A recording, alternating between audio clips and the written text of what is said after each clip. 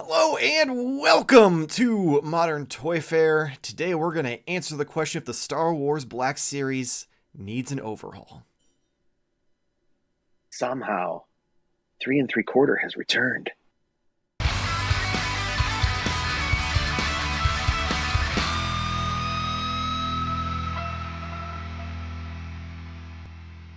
I am your host, Mr. Modern Toy Fair, and I am joined by the founder of the NEC Illuminati, the delayer of shipments, the procrastinator of pre-orders, the YouTube wife, Mrs. Modern Toy Fair, Jarmar _ games.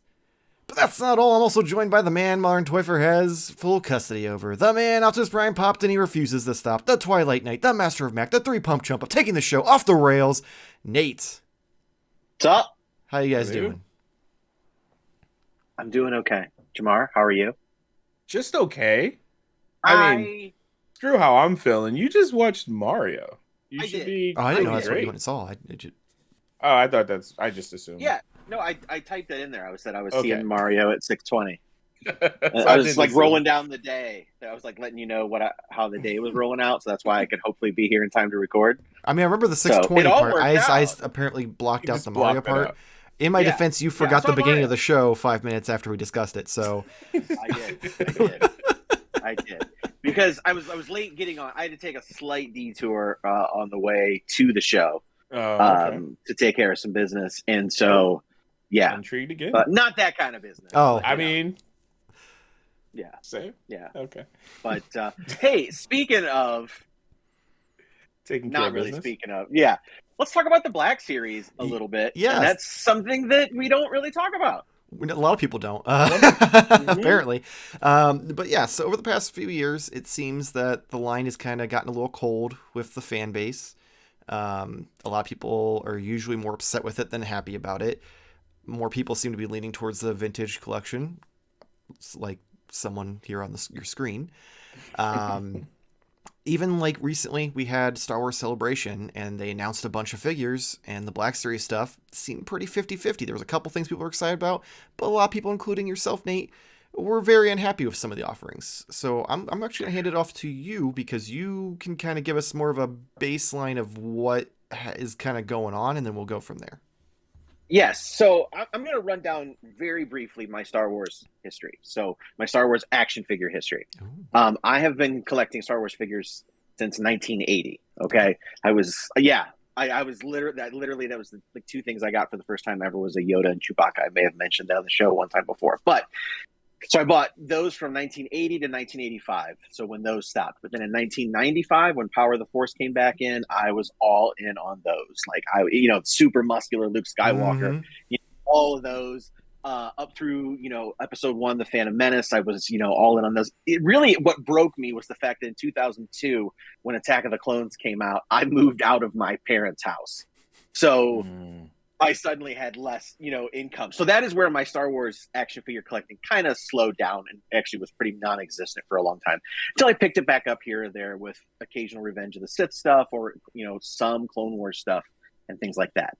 I, like a lot of people, kind of let it go in the late 2000s when what many would say is the absolute golden era of modern Star Wars with the character selection and the items that were available, giant vehicles and play sets and things, and really good. They were really, really perfecting that 3 3/4 inch sculpt. But they, went through a couple of years of really banging some things out, and they were really stuck at that point. So as a brand, Star Wars was kind of stuck. There was no new movies on the horizon. You got to remember, this is like around 2011. This is after Revenge of the Sith. It was kind of just that. Yeah, was it. Yeah. Clone Wars. Was out, but it wasn't what it is today, ironically. Like, while it was running, it was, initially it wasn't even that, I know I'm all over the place, but initially it wasn't even that well thought of because the first season, maybe the first 2 seasons are pretty rocky. It really found its audience later, which is why those figures skyrocketed the price. Either way, in 2012, they introduced the Black Series. So this was the 6-inch. This was supposed to be like the ultimate collector's line. Characters, well, the sculpts were incredible. Accessories, it was amazing. That first wave was awesome. It came with R2-D2, It came with Luke Skywalker, X-Wing pilot, with a removable helmet and like cool tubes and web gear on his thing, and like a lightsaber hilt that would actually hang. I believe different hands. The Darth Maul was actually, you actually could change out his head, but his other head had a complete other robe on it. So you had like the robed version. You had all the different forms of the lightsaber. I mean, it was really packed out. And all of a sudden, Star Wars was huge again as far as action figures goes. And then, the announcement of the new movies happened. And regardless of how anyone feels about those movies, I'm just going to sidestep that conversation altogether. But they were pretty adhered to that as far as making figures from those movies. And I would honestly say there's a lot of things in those movies that are very toyetic. They chose not to make those figures. Yeah. They were also at the same time kind of like really cannibalizing themselves with their 3 3/4 inch line, because they had ceased production on any like real super articulated figures. They tried a Black Series 3 3/4 inch, but it just didn't. People were mad then because they got rid of the vintage collection, and it was a whole thing. And so then they just started doing 5 points of articulation figures, which was when I was kind of like swayed, because I was a hardcore 3 3/4 inch guy. I had stayed away from Black Series, but by the time like the first movie, Force Awakens, and those figures were clearing out to make room for new figures, I started getting into it, like, because I was getting them cheap and stuff like that. So then I became a 6-inch collector, and I was all about it. But then again, they were very tied to those movies, and some of those things, I don't know that the character that they made action figures of should have been made action figures of. Then you start getting into the lukewarm reception of the second movie, which then, followed by some people's, reaction to the third movie. And then all of a sudden you're kind of in a pickle. Yeah. Then The Mandalorian comes along, reignites everything. Black Series is on fire again with The Mandalorian. They bring back the vintage collection sort of in earnest, and just kind of, doing repacks and a couple other occasional new figures, but really for the most part putting its focus on the Black Series. Does that get us? Is that a good segue?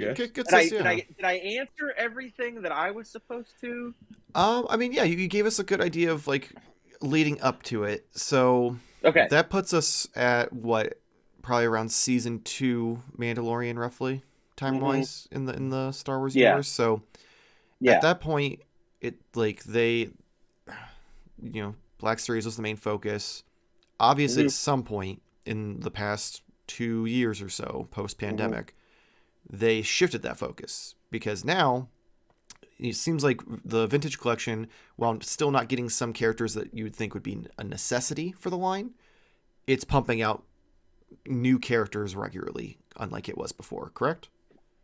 It is. They do have a lot of catching up to do.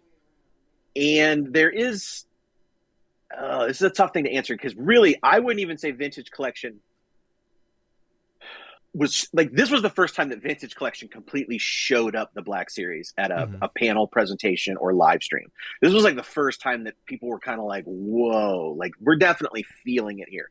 There has been, and I can't even include myself in this, I got into the vintage collection in the end of 2021. So, and just to be clear, you're saying the showing up happened at the most recent Star Wars Celebration panel? Yes. So, okay. Yes.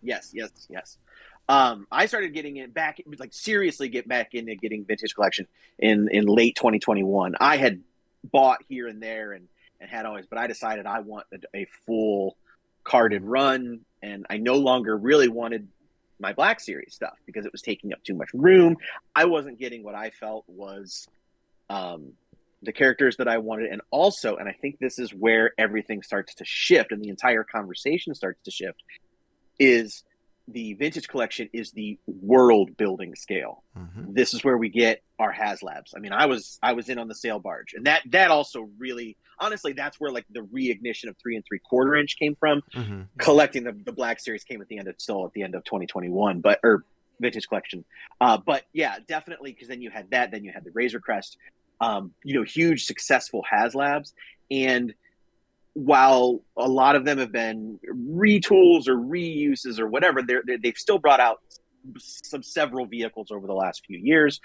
Granted, they're a lot more expensive than they used to be, but it just lends itself better to that world building. And then you get those display sets like you have. I'm kind of looking at the boxes because they're just out of my eyesight. But the Navarro Cantina, the Carbon Freezing Chamber, the Tandem 4 hallway, and then just recently the shield generator bunker. Those are really cool, especially for people who are setting up really cool dioramas or maybe doing photography. And then you start talking about that. Well, you've got all this ready-made, diorama pieces and vehicles at the smaller scale. Then you're paying less, although those prices are going up. They're still less, and you can afford to maybe a little bit more. Start to army build a little bit, because army building at the 6-inch scale can be problematic. And I think that's where, people really started to get excited. And, I watch Boss Bounty is probably the biggest, personality or YouTuber that's currently on that is dedicated directly to the vintage collection. And I started watching his stuff because as I was getting into it and really kind of keeping my eye focused towards that community and myself, jumping onto the bandwagon there. Now, I don't say that in a negative way, but literally getting on that grassroots, kind of thing and cheering on the vintage collection has only seen it grow steadily. Mm-hmm. And I think I'm not the only one that's done this and kind of, flipped totally on what they were originally collecting. And while Black Series has always been Hasbro's favored, as far as getting new sculpts and getting new characters out there, I don't always know that works for its benefit. Mm-hmm. And the price increases and the shipping, weird things, I think really kind of then started that. Looking at Black Series, is this really worth it? Do I want to bother with this? They were so hard to get in stores. Stores weren't stocking them. You had to only order them online. But yeah. Yeah, I know I'm rattling on it. That's why I wanted to pass it on to you, because you have the most knowledge in this series. Because I love Star Wars. I was a part of that 3 3/4 boom where when you got out where that was when I was getting into it. I had all bunch of the ships and stuff. I loved it. It was great. And then eventually when they came out with the Black Series, I was like, oh great, 6-inch figures, even better. That's where I want it to be. But that didn't get the world building that I wanted out of it. And so eventually, over time, I just kind of grew less and less interested in it. And now it's the point where I have a couple of them just because they're characters I like, but it's not anything like it was years ago for me. And I guess my question would be, so as a lot of the fans are kind of upset with the Black Series because of the character selection that they keep getting. Mm-hmm. It seems like it's a lot of the same characters. If it is, it's not the version of the character they want. The new characters, they aren't allegedly as accurate as they want them to be because it has some reuse here and there, which is going to happen in any toy line. And some stuff is getting bundled into two. It's basically starting to get Marvel Legends syndrome, where some of the cooler stuff is getting put into 2-packs to get that premium price. You've got repaints and reissues of figures, which a lot of cases isn't bad because it gets people who are new to the line in. But in others, if it's not something that's really a desired thing, i.e. the wonderful 3-pack that they announced at Celebration that you at first I thought was really cool, and then once I realized it was Black Series and also it didn't come with a bridge, and it was very confusing and disappointing. Which seems to be how everyone felt about it. So it just really feels like the 6-inch line at this point, while it's great, is it really beneficial for them to keep doing it? I wonder about that a lot because I think a lot of it started when I don't know if it was a gap in production as far as how far ahead they get stuff. That's always going to be an issue, and that does affect both lines. Mm-hmm. But they were getting figures out for the Mandalorian, which was hot at the time, and then things kind of snowballed because then that's when you started getting carbonized figures, which were pretty, you know, yeah, it was just weird. It was that weird bronze, just like chrome. Yeah. Like yeah. So you had those. You had the credit collection, which I thought those were cool. The holiday figures. Those are cool. I thought each initial wave of all of those was kind of cool. So like the original, carbonized ones, and I was like, oh, that's kind of cool. It was Second Sister from the video game and somebody else, and I was like, that's neat. I think it was maybe Boba Fett. And then they just kept doing it, and then the price got higher. I thought they did the carbonized stuff started back when the Mandalorian first came out, because I thought they did it was like a rare chase kind of thing. Like the first shipment was the carbonized, and then the second shipment was not. No, you're thinking of the white boxes. There was a chase variant first editions. There was the ones that had the metallic boxes, and they had the slightly different paint job, I thought. Right. Those were not chases. Oh, I thought they were just you had a chance to find at the store. They didn't come out early. They didn't come out early. They came out at the same time. I don't know, at the same time. Yeah. Yeah. But it was a situation where you weren't guaranteed to find them, because not all stores seemed to get them, is what it seemed like. They were exclusives to different stores. Okay, that makes sense. And that was the thing with all of those things. So the credit collection was the same. So Walmart had one, Amazon had one, GameStop had one. All of those. The same with the holidays ones. And as dumb as those were, I thought the first line, I was like, hey, those are kind of neat. And I got a couple of them just as decorations. But then they did a second wave, which didn't even come out at Christmas time. It was so bizarre. And they're going to do a third. It's things like that. And so those constant repaints, not even reuse. Reuse is going to happen. Retooling is going to happen. All of that is completely understandable. But when it is literally just repaint after repaint after repaint, it does start to then, wear on collectors, because, and I definitely have done this, and I recommend no one do this, but you do have completists out there who will stop at nothing to have every version of everything. And that is a quick way to get burnout. And I know that that's their fault, in quotes, but, Hasbro does continue to put this product out knowing that the Star Wars license does, involve at least a certain minimum amount of sales, so they're going to try something. But I do think that really wears on people. And also what doesn't help, and this affects the vintage collection as well, but it didn't seem to be as bad except until recently. And that was the super spotty pre-order process. So you would have one figure revealed, kind of like what they're doing now with Mando Mondays or whatever, or Mando Mania. One figure is revealed. And then a month later, another figure from the same wave is revealed, but it's two different pre-order, things. And that's irritating, because it's people still get this, anxiety over, making sure they get their pre-orders in. Not that you won't be able to find most of this stuff, if not at retail, a month later at some toy store or toy, show for at worst $5 more. Because most of the vintage collection stuff isn't exclusive anywhere. No, well, except for the Hasbro Pulse has the multi-packs that they do. Yeah. And they've got several Target exclusives lately, and they've had several Walmart exclusives, but they weren't news to me. Yeah, they weren't like a whole wave of something scattered across multiple stores. For instance, this was one of the Walmart exclusives that I showed off last week. Okay. So for people who are collecting them by the number, that they want to get them, but any of these, any of the Walmart ones have been available through fan channels and third-party retailers later anyway. So it's never really that difficult. I mean, I was walking around your store pointing out all the different Walmart quote-unquote exclusives there were there. Well, even the Black Series, the Clone Wars stuff was supposed to be exclusive, and then later on it became everywhere. Yeah. So I think that's definitely where things hurt. Is through all of that. And then at this recent celebration, this was crazy, because I don't know if they had shown everything, but this is the first time where I felt something's not right here, because they showed off that 3-pack, which is contentious as it is.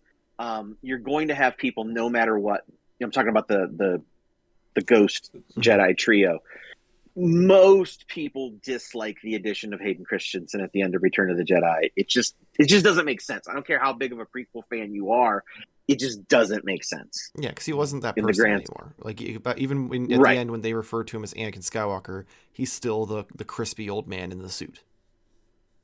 Yeah, exactly. And then he was the less crispy old man as a ghost, and you're like, hey, that must be him, because you knew the other two. Mm-hmm. Yeah. The ghost thing just drives me. The young Anakin, because it's like, you went bad, murdered so many people throughout the galaxy, but as long as I guess as long as you repent at the end, you're good, and you get to be young and hot for the rest of your life. I mean, isn't that the biggest fuck you to Obi-Wan and Yoda ever?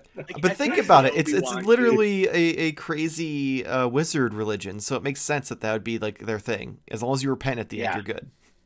Yeah. So as long as you go by a different name when you become a monster. Don't even get me started on that. I don't think there are any changes that were made to the movie that really actually helped it all in any way, the shape, or wonderful shady changes that George made were pointless. The only thing that was good, I think, was just like reducing some of the matte lines here and there and some of the special effects. That was it. Mm-hmm. Like, cool. The Rancor didn't have that weird orange line around it. Okay, that's cool. That was helpful. Having a dancer go, oops, whoa. Anyway, we're off topic. And oh man, Jarmar, do you have any questions? You've been very quiet. I know you haven't had a chance to really say anything. I mean, it's not really. I was just more so curious. Everything you've mentioned makes total sense. Why, like, the line could be in trouble, if we will, since we're alarmists. But like, do you think that, like, because I'm just going based off of my personal experience with like the Black Series, I was really all in on Black Series during like the movies coming out. So like once we got Force Awakens, I was like, oh my god, I just have to get these. Oh my god, they're releasing I gotta get a Luke, I gotta get so forth. So it kind of like died after that buzz and excitement went away. For the shows, I don't feel like it's the same. Like, I love Mandalorian, so cool, absolutely got to get that. And it just doesn't seem to have like that same pull, like, and excitement. So could it just be that, like you said before, like it was tied to kind of like these movie releases and doing figures and stuff for that, and then things didn't go too well based on other people's opinions. Could they just be like, well, fuck, we gotta throw just whatever the fuck we can out here now because we don't have the movies, and it seems like it's gonna be a minute, before we see anything else. So could that be why? Because that's why I was like, all right, well, I don't know, I guess I'll just get rid of these. That was basically my approach. I totally agree, and I don't think they spent so many years making figures of those movies, and like somebody had to be like, maybe making a figure of Vice Admiral Holdo is not the best idea. And I don't care if you love that movie or you love that character. I'm putting it out there right now. I don't mind the movie. I don't mind the character. Do I need a 6-inch action figure for her? No. She doesn't do a lot. She's not visually striking, other than the fact that she's Laura Dern. Very beautiful woman. But she wore just like a dress. And she, had no accessories. She had nothing. I mean, that was it. Yeah. And it's just like, that's what they're kind of doing. And like, I see every announcement, and it's almost like you can tell the Indiana Jones line is tied into it, because it's like another boring old guy. And, Andor didn't help things. Yeah. And I think ultimately that's going to hurt it, because yes, while the vintage collection community is like, ooh, we only got 2 Andor figures. Maybe shut the fuck up right now and not worry about that we only got 2, because we don't want something to totally clog up the shelves. And I think that's one of the things that's helping vintage collection is it is a slower pace to get certain figures out. We all know from experience, once we complete that collection, we lose interest in it. the hunt is gone, looking for it. So you want something that's always going to continue. I will tell you right now, because of my weird psychosis, whatever, one of the things that really led me to the vintage collection was the fact that they were numbered. And that gets at the brain of certain collectors, and they won't let it go. Well, you were like that Black Series, though, weren't you? No. They came numbered, which is cool. But I opened them, so I didn't care about the numbers. But yeah, the vintage collection, they're numbered, and the other thing is that vintage collection never restarted its numbering. So when it came back after that hiatus, it picked up on the next number, whereas Black Series has continually restarted their numbering, which I do think hurts. But forgot where I was going with that, because that was a lot. Yeah. So part of it is the fact that there's still a lot of characters that really need to be made, and we're not getting a ton of the new media at one time. And while we look at that, like when Black Series gets, and I say we, because I'm talking about like that community, and I don't want there to be an us versus them, but you kind of can't help it, especially when you leave a collection and totally go to the other side. I don't remember where I was going with that. It was us versus them. Like, don't be too thirsty for more Andor. Oh, right. Yes. We're taking our time. Yeah. Right. Yes. Because, part of it is that hunt, and there's still those great characters that need to be made, where a lot of these guys have already come out in Black Series. Like, I think like there's going to be a total of like 12 to 15 Andor figures still to come out. And again, there's no aliens. Like, where are all the aliens? Star Wars is made up of amazing creatures and aliens, and they don't seem to want to release figures of that. And I know that nobody wants to release figures of the sequel trilogy right now, but more Knights of Ren, the fucking Crimson Corsair from the cantina scene of The Force Awakens, that dude is so awesome. They've only made him in a 5-inch, 5 points of art. I'm sorry, 3 3/4 inch. 5 points of articulation figure, and he's so awesome looking visually. I need that guy. So that hurts too. And now then just put on the plastic free packaging. Whether I know they're reversing it, but I have a hard time believing they're going to re-release a bunch of figures that they already put out in Windows now. So yeah, we're the aliens. Yeah. I feel like that's more of a Star Wars problem, not a Hasbro problem. That's what I say. A lot of these shows aren't as alien. Like Mando is alien heavy, but like correct. No, you're correct. But there is still a lot from the original trilogy that could be made. I mean, they, this is going to sound like super racist, but like Hammerhead, Squid Head, Prune Face. Weren't those their actual names though? I'm going by their old Kenner names. Okay. That's what it would say on the package, Yeah, Squid Head. That's like his name's Tessic, but Squid Head is so much cooler because it sounds like you're just being a jerk. What's up, Squid Head? I was like, is this racist to aliens? I actually don't know. I don't know. It might be Squid Face? Squid Head or Squid Face? Squid Face sounds better. Squid Face does sound better, but it also sounds jerkier. Exactly, that's why it sounds better. Squid Face. Yeah. I can't remember right now. But Walrus Man, Hammerhead, Walrus Man they made, but is that the one who's got like the nutsack mouth? Yeah. Okay. Yep. I have him. Not shocked. So, yeah, I have a lot of them actually. So, but yeah, there's a lot of cool things that still can be made. But on the other point that I wanted to make, that is even more topical. Yesterday was the pre-orders for those items that were announced at Celebration. So that 3-pack for Black Series, and the other thing, which is kind of a pisser, which is the Jabba the Hutt set, which it comes with all the San Diego exclusive stuff from like 10 years ago, which like the armrest and the hookah and the Salacious Crumb. That all came in a set years ago, so they're giving them that now, but there's still no base for it to sit on, which they put it in the vintage style box, which really pissed me off because that looks so cool. That was the thing that confused me. Is all of these things are getting the vintage style stuff, so that's why I was like, oh, that's vintage collection. Oh, that's vintage. And it's like, oh no, that's all Black Series. I'm like, oh, that's a weird choice. Yeah. And there's not it's hard to get a Jabba right now in the vintage collection. He's very sought after. So it would have been nice to get a re-release of that. But that was really it. I mean, that was really all they put up for, that. And, Vintage Collection had quite a few things to show off. And then one of the things that they showed was a brand new tooled vehicle, which is the N1 Starfighter from The Mandalorian. It is not a HasLab. It is, a brand new vehicle. I mean, there's not a lot of brand new vehicles. I think the last absolute brand new one, strangely enough, was the Rise of Skywalker Poe Dameron X-Wing. That was not a retool. That was actually a whole new sculpt.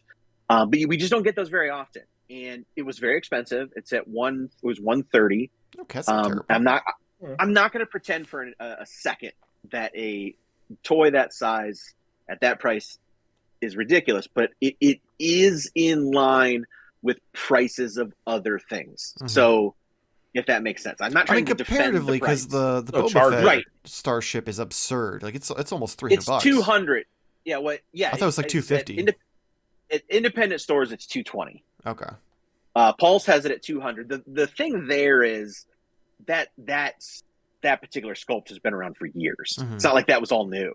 That'd be different if that was a brand new Slave One that came out for $200. I'd be like, okay, I get it. It's because it's a big size. But no, it's been released like 4 times. Had it been like actually in scale, I probably would have. That would be the tipping point for me if some of these vehicles. Oh, it's in scale.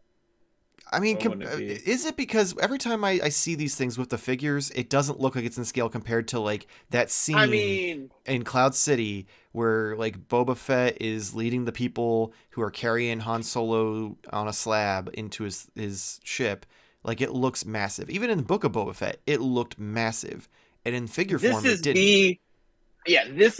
They've done different scales of this over the years. This is the most like in scale.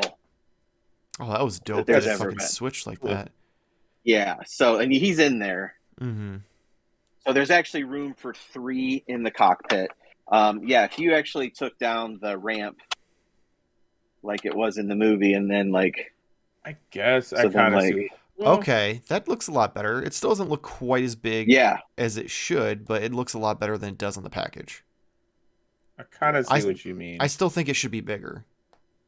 I mean, it's the biggest it's ever been, and it's the biggest we're ever going to get. But still, like I said, this thing's been released. Well, this is the one previous, so I didn't even get the new one. I don't know. It's still dope as hell, and I'm just like, it's always so tempting. But knowing that it's not like not like fully in the scale that I feel it should be, that's enough to keep me away and keep me safe. That's enough to keep you away. Yeah, because like even like the barge is not like as in scale as it should be. You really can't have, it's just not that wide. Watch me. I'll find a way. Yeah, well, I mean that could be too. You gonna make it? But like, no, but there are people who will. Those went up for pre-order. It's sold out at Pulse. It's sold out on Amazon. And I think maybe the N1. Oh, the N1 doesn't surprise me at all. Yeah, and it's amazing. That's awesome. Like to see something like that from the vintage collection make that kind of noise like that. People, if you're watching and you want to get that, do not panic. Buy that. Oh yeah, it's gonna be everywhere. Because it's already on eBay for like $300, and people are idiots because it's not going to ship until later this year. It'll be available. Just because these pre-orders sold out doesn't mean you're not going to be able to get it. But it is encouraging though to see that level of enthusiasm, because I think the N1 sold out on Pulse within like 2 hours. I don't know how many they were allotted. It doesn't matter. To me, that's a good sign. Yeah. And then also just the reaction that the vintage collection got at Celebration, the other things that they showed, the pipelines that they revealed, all of those were very, very exciting. Yeah, Celebration also showed off for Black Series some more 40th anniversary stuff, which are neat, but it was the Luke that people were supposed to get with the Rancor and a Darth Vader with the removable helmet. It's different. Actually, it might be. Someone was comparing it, and it's similar, but it's still different because it's actually true to his, I guess, Mandalorian timeline version. Because like instead of having boots, he has wraps around his legs, and his tunic's a little bit longer instead of being. No, you might be thinking of because they announced like 2 Lukes this week. One okay. is the one from Book of Boba Fett with Grogu. Okay. One is from Return of the Jedi. Oh, I was thinking of the one. Sorry, I thought you were talking about the Grogu one. My bad. Yeah, no, it's all good. But again, that's kind of weird. Like people should always have a Luke on the shelf. I get that, but like putting two, like actually like three of them out within like the same time frame, but yet I don't know. You haven't released one in a really long time. It's decisions like that just like that's weird. I mean, in their It's just defense, it's really goofy. hard to capture Mark Hamill's likeness, so they probably avoid it like the plague. Well, they're not avoiding it right Well, now. no, they're You saying know. they're making too many. Well, it's because they already made the head, so like, well, let's pop it on 2 different figures. Yeah, that could be too. But So what? I'm just curious, just quick, like what could the Black Series do other than like obviously just not do any of the things that you said that they were doing, but like is there like a specific thing of just like doing more retro figures, building out the world? Like, I mean, vintage collection, yes. Retro, no. And then I would love to, but for Black Series specifically, more aliens. Mm-hmm. And I would also slow down a little bit, and I would also, like, I don't want to say listen to the fans more, but you know, really take into heart requests, what's being said, what's being asked for. I don't know if they do something like this in Black Series world, but the vintage collection side, the Star Wars Vintage Collection podcast, Star Wars the Vintage Collection podcast, every year does a March Madness bracket for requested figures, and I know, and it's been confirmed that many of the Hasbro team members, watch that closely. And there's been a lot of stuff from that made, so I don't know if there is something like that really for Black Series, but I think they really should kind of introduce that kind of thing within the fan community. It's tough. I definitely understand like where Hasbro is at, where part of it can be really difficult because if you put one thing out, people shit on it. So you try something else, and then people shit on that, even though it might be kind of cool. Mm-hmm. But yeah, it's tough. But I do think they need to slow down a little bit and start mixing the waves up a little bit, and that upsets some vintage collection people because it takes too long to put teams together. But maybe instead of releasing a wave with like 6 Andor figures, maybe still release them all within that same calendar year, but maybe some in one wave, some in the next, maybe mix it up a little bit more. That actually is something that could probably help Hasbro all around with all their lines. If they did it so like, okay, we're doing five waves this year. Each wave gets 2 figures from a specific movie or property or something like that. So that way then like you continually have people shopping for something throughout the year, whether they only want the 2 characters from this or 2 characters from that. Yeah, it sucks because you don't just get the instant satisfaction. But like Nate said earlier, once you complete things, suddenly it's less interesting. So it also keeps that hunt alive too. I get what you're saying. It's not a discussion for that on this episode, but it just with something like Marvel Legends for like MCU figures. Well, that's a movie comes out. Yeah, slightly different scenario because Star Wars always comes out after, where Marvel MCU seems to be to the point because they're so backed up that they're coming out before or like right at it. So it's a little different scenario. Yeah. But like with Star Wars, you're not getting these figures till well after the shit's over anyway. So right. Yeah. I think one of the moves that they've made, they haven't hit stores yet, and I think they will be a big success. But like the Knights of the Old Republic figures that are coming out, I would diversify the media, keep diversifying the media that it's coming from. I think those are big successes. I think the publishing line, while not like a huge success, I think the newer wave with like Mara Jade, I think that is some things, some fan favorite characters like that, maybe Jason and Jaina Solo, something like that, and doing a Legends line. I think that would be kind of cool. I mean, that's a really good opportunity in Legends figures to reuse some stuff, because you can like reuse bits of costumes or not fabrics, but textures or something like that, because you're making it from something that it isn't necessarily in a movie where you could compare it to. So you got a little bit more of a use leeway for reuse while making something different instead of a carbonized version or a credit collection concept art. And then I mentioned it briefly to you. We were talking about 2 different things, but the first edition boxes, the white boxes, they did that one time. I thought that was a really cool way to do it because the only thing different there was the packaging. And if you're a mint in box collector, that means something to you. If you're a loose collector, you don't give a shit. And so it does give some people, more of an initiative to hunt for stuff, and other people just may not care, that sort of thing. So it's not going to bother them. If they're a loose collector, you're not going to be compelled to have all those because what does it matter? And I think something like that is really, I think that's fun for the hobby because the insides are no different. I want to make that very clear. Nothing is different on the inside, just the outer box. I just think those are fun ways to kind of, change up the hobby a little bit. Nice it up. Awesome. Mm-hmm. Well, on that note, let us know in the comments below. What do you think about the Star Wars Black Series? Do you think it needs an overhaul? What are your suggestions on what could help it? If you think it's healthy and it needs to stay the same, just let us know down below. As always, if you enjoyed this video, though, make sure to like and subscribe. Helps us out, lets us know we're doing a good job.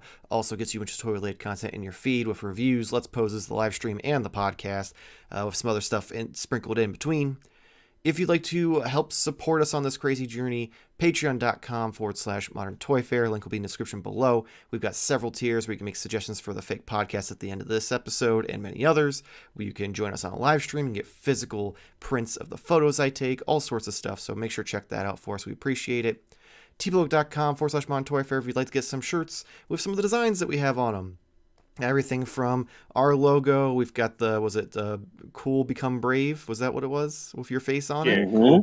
Which that's a callback to an episode of the weekly live stream. You can go back and check that out, and a few others, so that also will be a link in the description below. You can check Jarmar out over on metal.tv/Jarmar Games. Nate, what you got for us this week?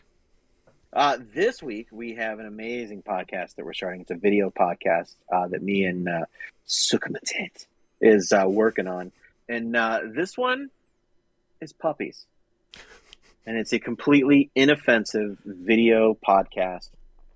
There's no way you can be offended because it's just video of puppies, pictures of puppies hanging out, puppies sleeping, puppies running, puppies sniffing, puppies humping. Whoa, Jesus, that took a turn. Whoa. I mean, calm down, puppies. puppies. My dog's almost 4 now, and he likes to hump his bed that he has out in the back garage when we hang out there. So yeah, Puppies pupping. You can't be offended by a humping puppy. It's just nature. That's very true. Yeah. Although there is a news story that says otherwise. Oh really? Yeah. That's weird. It is very weird. I don't think I want to know about that. Yeah. Because I don't think it does anything other than, hey, she's humping that. Yeah. Nope. On that It's note, not. hopefully we'll see you next week. Same toy time, same Toy Fair channel. Thank you for watching. Jamar's the one that made it weird.